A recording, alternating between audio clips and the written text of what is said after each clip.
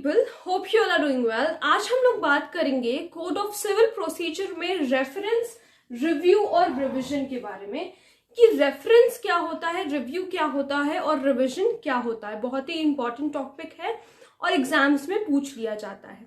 सो reference का मतलब होता है, सबसे पहली बात तो सेक्शन 113 सीपीसी बताता है रेफरेंस के बारे में।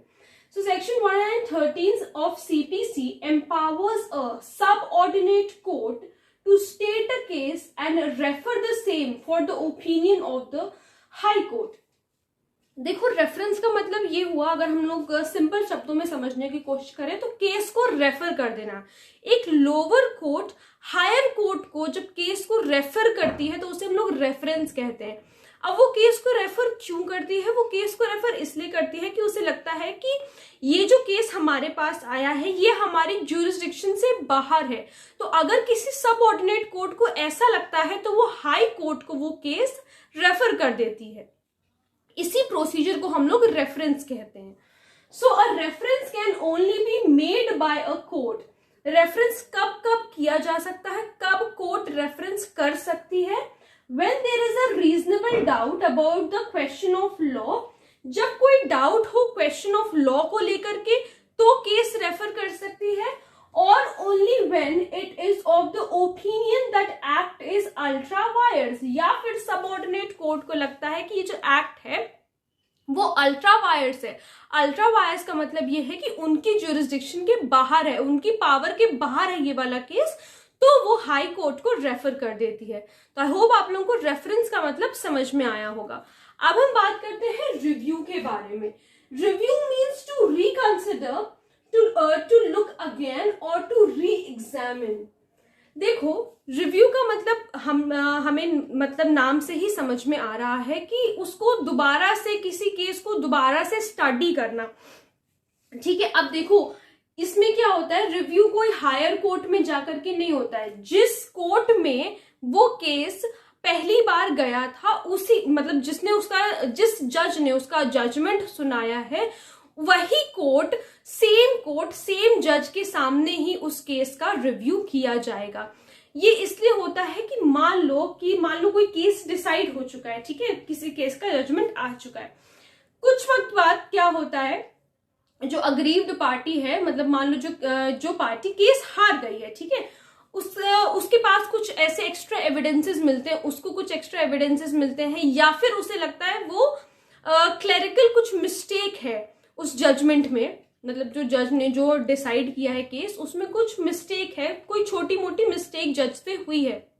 तो ऐसे केस में क्या होता है कि जो पार्टी है वो रिव्यू की मांग कर सकती है कि दोबारा से एक बार मेरे केस को पढ़ा जाए, समझा जाए। ठीक है, so in legal sense it is a judicial re examination. Legal sense में हम लोग इसे जुडिशियल री एग्जामिनेशन कहते हैं कि दोबारा से उसको केस को री एग्जामिन करना by the same court and the same जज। तो ये कोई हायर कोर्ट में जाकर के नहीं होगा, ये जिस कोर्ट में हुआ है, मान लो सबऑर्डिनेट कोर्ट में अगर वो केस डिसाइड हुआ है ऑलरेडी पहले से इनिशियली, तो फिर दोबारा से अगर उसका रिव्यू होगा तो वो सेम कोर्ट और सेम जज के सामने ही होगा। ठीक है, अब बात करते हैं हम लोग रिवीजन के बारे में कि रिवीजन क्या होता है। So section 115 of the CPC, सबसे पहली बात तो सेक्शन 115 में रिवीजन के बारे में बताया गया है। of the CPC empowers the High Court to entertain a revision in any case decided by the subordinate court in certain circumstances। बहुत ज्यादा इंपॉर्टेंट है ये decided word। सबऑर्डिनेट कोर्ट ने कोई डिसीजन वो सबऑर्डिनेट कोर्ट ऑलरेडी दे चुकी है, ठीक है, और अगर हाई कोर्ट को ऐसा लगता है कि ये जो डिसीजन सबऑर्डिनेट कोर्ट ने दिया है ये इसके ज्यूरिसडिक्शन से बाहर जाकर के दिया है, तो हाई कोर्ट जो है वो रिवीजन का अपील कर सकती है कि भाई वो हाई कोर्ट उस केस को रिवाइज करना चाहती है। पार्टी भी रिवीजन की मांग कर सकती है, जो अग्रीव्ड पार्टी है वो भी रिवीजन की मांग कर सकती है हाई कोर्ट से, लेकिन हाई कोर्ट खुद भी अगर चाहे तो किसी केस का रिवीजन कर सकता है। ठीक है, so this jurisdiction is known as the revisional jurisdiction of the high court. इस ज्यूरिसडिक्शन को हम लोग क्या कहते हैं? रिविजनल ज्यूरिसडिक्शन कहते हैं। So revision means the action of revising.